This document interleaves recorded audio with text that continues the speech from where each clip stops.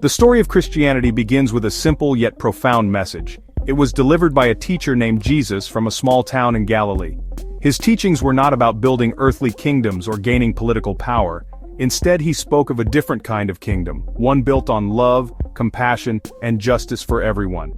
Jesus taught his followers to love their neighbors as they loved themselves. This was not just a suggestion, it was his greatest commandment. He also told them to love their enemies, to care for the poor, the sick, and those who were forgotten by society. His message was a radical call for a world where every person was seen as valuable and worthy of respect, a world where freedom was found not in power over others, but in service to them. This message of universal love and human dignity was revolutionary.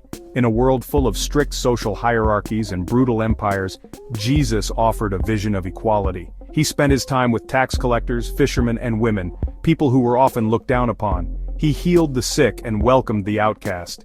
His parables, like the story of the Good Samaritan, challenged the existing ideas of who was considered a neighbor. The man who stopped to help a wounded stranger was from a rival group, yet he was the hero of the story. This illustrated that the love Jesus spoke of should have no borders or limitations. It was a love that extended to all people regardless of their background, beliefs, or social status. It was a blueprint for a community based on empathy and shared humanity. The concept of freedom in Jesus' teachings was deeply spiritual. It was about being free from sin, from hate, and from the selfishness that separates people from each other and from God. This inner freedom was meant to lead to outer actions of kindness and fairness. It was not a license to do whatever one wanted, but a call to live a life that honored the dignity of others. Jesus challenged the religious leaders of his day who had created complex rules that burdened the people. He offered a simpler path, one focused on mercy and humility. He taught that true greatness came from serving others, not from being served. This understanding of freedom was about liberating people to love and care for one another without reservation. Over the centuries, this simple message has inspired countless people to do good in the world. It has fueled movements for social justice, an end to slavery, and civil rights. Christians have built hospitals, schools, and charities, all in an effort to follow the example of Jesus. However, the history of Christianity is also filled with moments where this core message was forgotten or twisted. Sometimes, in the pursuit of power or social control, some Christians have aligned themselves with governments to create laws that did the opposite of what Jesus taught. They have limited freedoms and caused harm to the very people Jesus called his followers to protect. This essay will explore those moments in American history, examining when faith and politics collided to diminish, rather than defend, the rights of others. When the founders of the United States created their new nation, they introduced a powerful idea. They declared that certain rights were not granted by any king, queen, or government. Instead, these rights were endowed by their creator. This was a revolutionary concept. For centuries, people in Europe had lived under the rule of monarchs who claimed their power came directly from God, a doctrine known as the divine right of kings. This meant the king's authority was absolute, and the people had only the privileges the king chose to give them. The American founders turned this idea completely upside down. They argued that God gave rights directly to the people, not to the rulers. Governments were created by the people to protect these rights, not to bestow them. This idea of God-given rights is written into the very heart of the nation's founding documents. The Declaration of Independence famously states that all men are created equal and are endowed with certain unalienable rights, including life, liberty, and the pursuit of happiness. The word unalienable is key. It means these rights cannot be taken away or given away. They are a permanent part of what it means to be human. The U.S. Constitution and its Bill of Rights were later designed to be the practical framework for protecting these fundamental freedoms. The First Amendment, for example, protects the freedom of religion, speech, and assembly.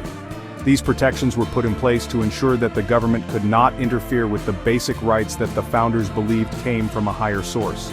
The founders' understanding of a creator was intentionally broad. While many of them were Christians of various denominations, they were also children of the Enlightenment, a period of intellectual history that emphasized reason and individual liberty. They understood that in a diverse nation people would have different beliefs about God. By using a general term like creator, they created a foundation for rights that could be shared by people of many faiths, or even no faith at all. The core principle was that human dignity and freedom were inherent and universal, not dependent on the approval of a specific church or political leader. The government's job was simply to recognize and defend these pre-existing rights for all its citizens. However, this noble ideal has always existed in tension with reality. The very men who wrote about unalienable rights owned enslaved people. The promise of liberty and justice for all was not extended to women, Native Americans, or African Americans for a very long time. This created a deep contradiction within the American identity. It also created an opening for future conflicts. The idea that rights come from God could be used to defend the freedom of all people.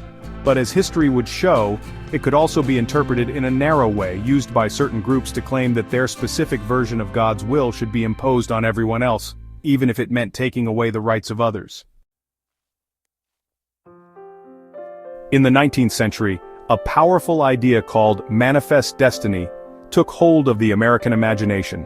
It was the belief that the United States was divinely ordained to expand its borders across the North American continent. This was not just a political or economic goal, it was presented as a religious mission. Proponents of this idea argued that God had chosen the United States to spread democracy, Protestant Christianity, and its so-called superior way of life from the Atlantic to the Pacific.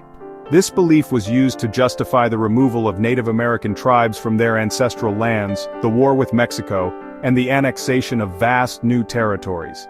It was a clear example of a specific interpretation of Christian faith being merged with national ambition.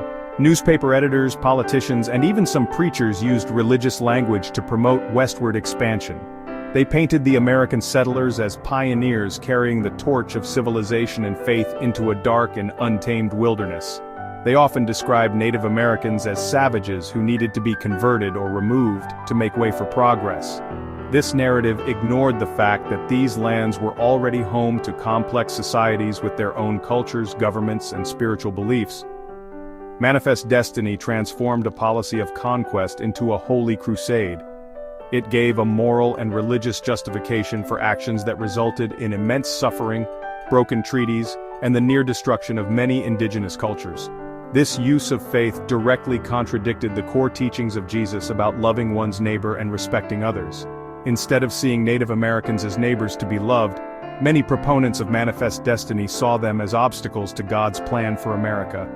The forced relocation of tribes, such as the Cherokee on the Trail of Tears, was a brutal policy that led to the deaths of thousands of men, women, and children.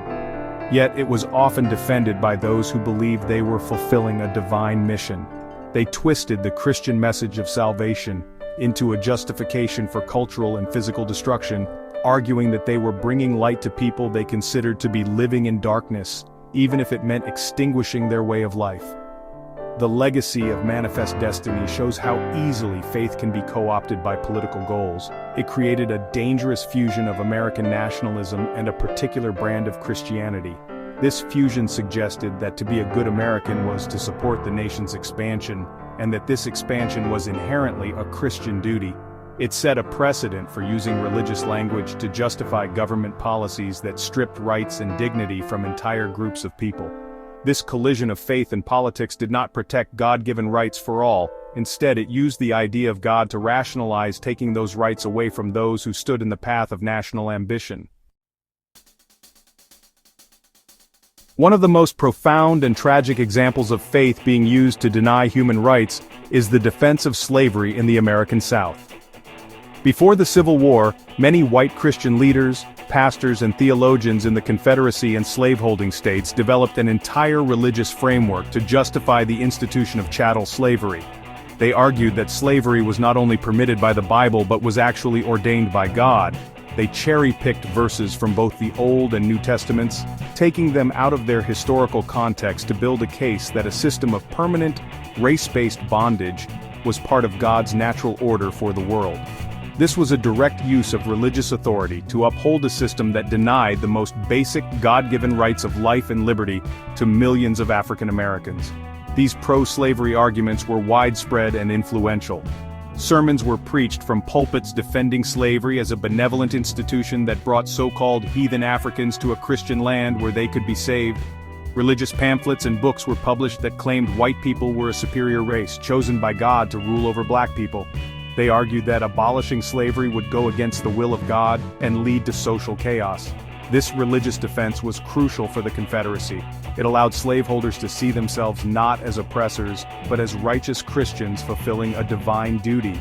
It turned the political and economic institution of slavery into a moral and religious crusade, making compromise with abolitionists seem like a betrayal of faith. This interpretation of Christianity stood in stark opposition to the teachings of Jesus. The abolitionist movement, which was also deeply rooted in Christian faith, pointed to this hypocrisy.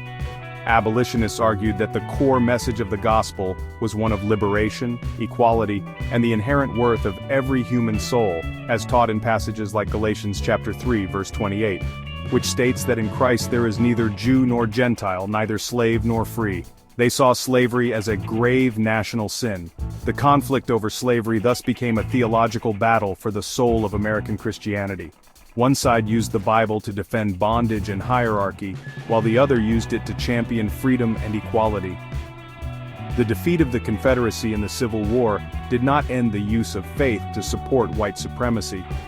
After the war, the same religious ideas were used to justify segregation and the Jim Crow laws that systematically denied African Americans their civil rights for another century. Groups like the Ku Klux Klan blended violent racism with a distorted version of Christian symbolism, burning crosses to terrorize black communities. This long and dark history reveals how a perversion of faith can be used to rationalize and sustain systems of oppression. It shows that when Christian teachings are stripped of their central message of love and justice, they can become a powerful tool for taking away the very rights that the nation's founders claimed were a gift from God. In the early 20th century, a powerful movement led largely by Protestant Christian groups succeeded in changing the United States Constitution. This was the temperance movement, and its goal was to ban the production, sale, and transport of alcoholic beverages. For many of its supporters, this was a deeply moral and religious issue. They saw alcohol as the root of many of society's problems, including poverty, domestic violence, and crime.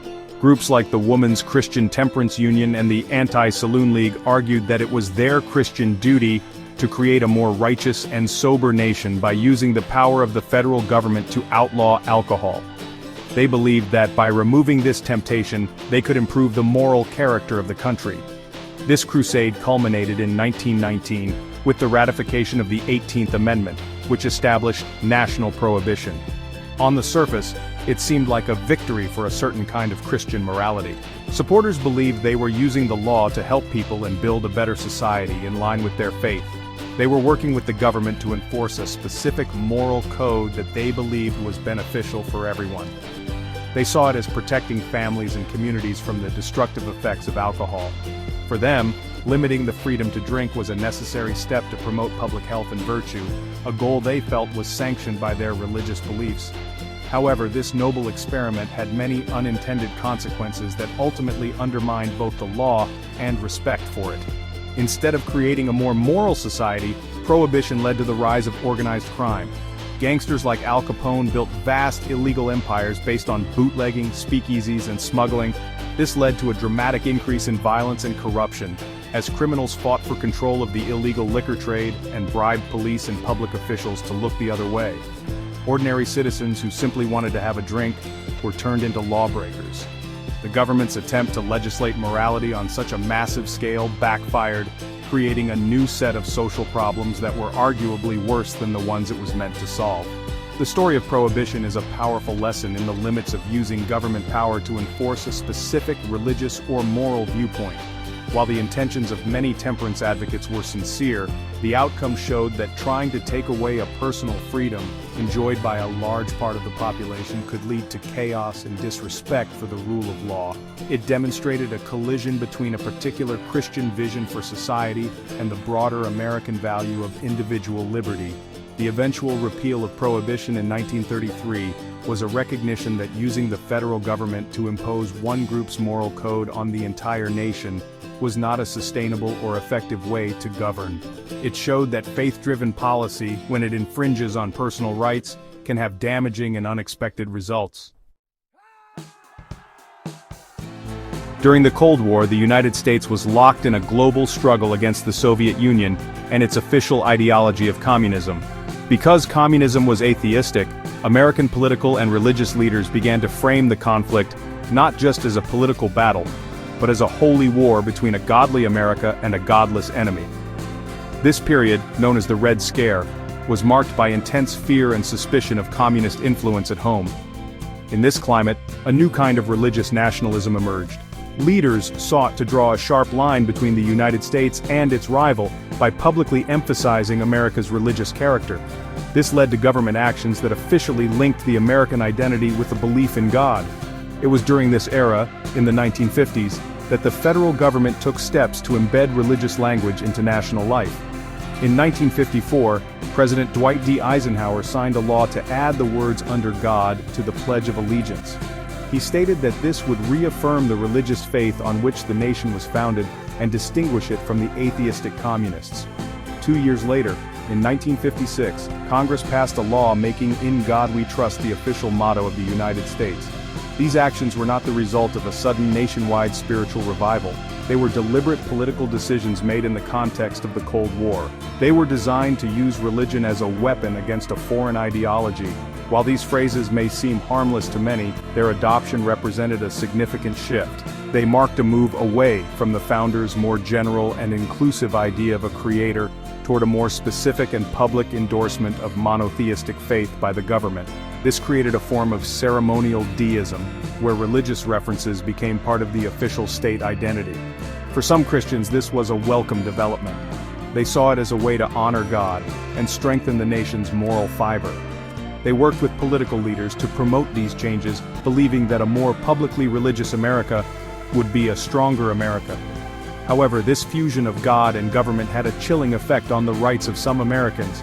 During the Red Scare, anyone who was an atheist or who questioned this new religious nationalism could be suspected of being un-American or a communist sympathizer. The pressure to conform was immense. This official embrace of religious language, motivated by political fear, subtly marginalized citizens who did not share the majority's faith. It suggested that to be a true patriotic American, one had to believe in God. This contradicted the principle of religious freedom, which protects not only the right to believe but also the right not to believe. It was another instance where a politically useful version of Christianity was used to define who was a real American, thereby limiting the full inclusion of others. Beginning in the latter half of the 20th century and continuing to this day, American society has been shaped by what are often called the culture wars. These are intense conflicts over social values, morality, and the definition of freedom. A significant force in these battles has been the rise of the politically active Christian right. This movement of conservative Christians, primarily evangelicals and some Catholics, became highly organized to influence politics and law.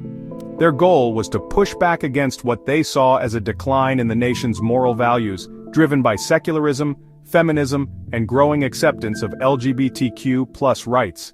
They worked to elect politicians who would support their agenda and pass laws based on their specific interpretation of Christian morality. One of the central battlegrounds of the culture wars has been the issue of reproductive rights. Following the Supreme Court's 1973 decision in Roe v. Wade, which established a woman's constitutional right to an abortion, many conservative Christians mobilized to have the decision overturned. They argued from a sincere belief that life begins at conception and that abortion is the termination of a human life, which they consider a sin. This deeply held religious conviction led them to work with the government to pass laws that restrict access to abortion, such as mandatory waiting periods, parental consent laws, and funding bans. This is a clear case of a faith-based movement using the political process to limit a right that had been affirmed by the courts, based on their moral and theological principles. Another major focus of the culture wars has been the rights of LGBTQ+ individuals. As the movement for gay and lesbian rights gained momentum, many conservative Christian groups opposed it on religious grounds, citing biblical passages that they interpret as condemning homosexuality. They have worked with governments at the state and federal levels to oppose same-sex marriage, prevent the passage of anti-discrimination laws that include sexual orientation and gender identity, and restrict the rights of transgender people. These efforts are motivated by a belief that they are defending a traditional, biblically based definition of marriage and family. However, in doing so, they have sought to use the law to deny fellow citizens the same rights and protections others enjoy, such as the right to marry, or to be safe from discrimination in housing and employment. These campaigns to legislate a specific moral code represent a modern collision of faith and politics. The groups involved believe they are doing God's work by fighting for what they see as a righteous society. But in the process, they advocate for government actions that take away or limit the constitutional rights and personal freedoms of others who do not share their beliefs. This raises fundamental questions about the role of religion in a pluralistic democracy. It pits the freedom of religion of one group against the civil rights and liberties of another. It transforms the message of Christian love and compassion into a political program that often results in the exclusion and marginalization of fellow Americans, challenging the nation's promise of liberty and justice for all. When Christian groups partner with the government to limit the rights of others, they create a deep and troubling contradiction with the foundational teachings of Jesus Christ. The essence of Jesus' message was radical inclusion and unconditional love. He consistently reached out to the marginalized, the poor, the sick, the ostracized. He told stories like the Good Samaritan to show that neighborly love must extend beyond one's own tribe or belief system. He commanded his followers to love their enemies and to treat others as they would want to be treated, the Golden Rule.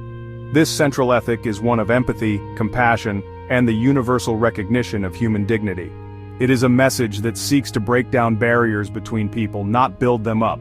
Actions like justifying slavery, forcibly removing Native Americans, or denying civil rights to LGBTQ+ individuals stand in stark contrast to this message. These historical moments show a version of Christianity where love for neighbor has been replaced by a quest for power and social control. Instead of seeing the face of God in every person, as Christian theology suggests, these efforts have defined certain groups as other, as outsiders who are less deserving of rights and freedoms. This approach fundamentally misrepresents the gospel. It takes a faith centered on grace and transforms it into a rigid ideology used to judge, condemn, and exclude. It forgets that Jesus' harshest critiques were often aimed at religious leaders who prioritized rules and power over mercy and justice. The call to freedom in the New Testament is primarily a spiritual one, but it has powerful social implications. It is a freedom from hatred and a freedom for serving others. When this concept is twisted to mean the freedom to impose one's beliefs on others through law, it becomes something else entirely. It becomes a tool of coercion, not liberation. Jesus taught his followers to be salt and light in the world, to influence society through their love and good works, not through political force or legal domination. Working with the state to strip rights from a minority group is the opposite of this calling. It is an attempt to compel righteousness through power, a method that history has repeatedly shown leads to oppression and resentment, not genuine change of heart. Ultimately, this contradiction damages the integrity of the Christian witness. When people outside the faith see Christians advocating for laws that harm and marginalize others, it becomes difficult for them to believe in a message of God's love. The actions of these groups speak louder than their words. They create a perception of Christianity as a religion of judgment, exclusion, and political power-seeking, rather than one of grace, humility, and service. It is a betrayal of the core teachings of Jesus, who called his followers to empty themselves of power and to stand with the powerless. Reconciling these actions with the life of the Galilean teacher who welcomed all is a challenge that American Christianity continues to face.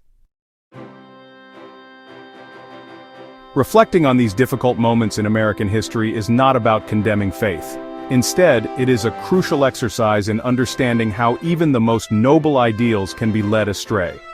The story of American Christians working with the government to limit rights is a cautionary tale. It shows what happens when the core message of Christ, a message of love, humility, and justice, gets entangled with the pursuit of political power and national identity. When faith becomes a tool for a political agenda, it often loses its prophetic voice. It ceases to be a force that challenges the powerful on behalf of the powerless, and instead becomes a force that reinforces the status quo and marginalizes those who are different. For American Christianity, remembering the true message of Christ is essential for its own spiritual health and public witness.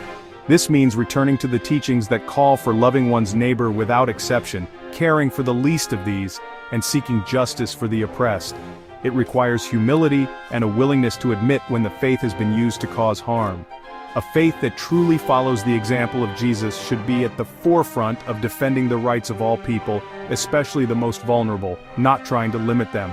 It should be a source of compassion in a divided world, championing a vision of community where everyone belongs and is treated with dignity. For the American nation, the promise of God-given rights can only be fulfilled when it applies to every single person. The founders' vision of a country where liberty is an inherent right, not a gift from the government, must be constantly defended.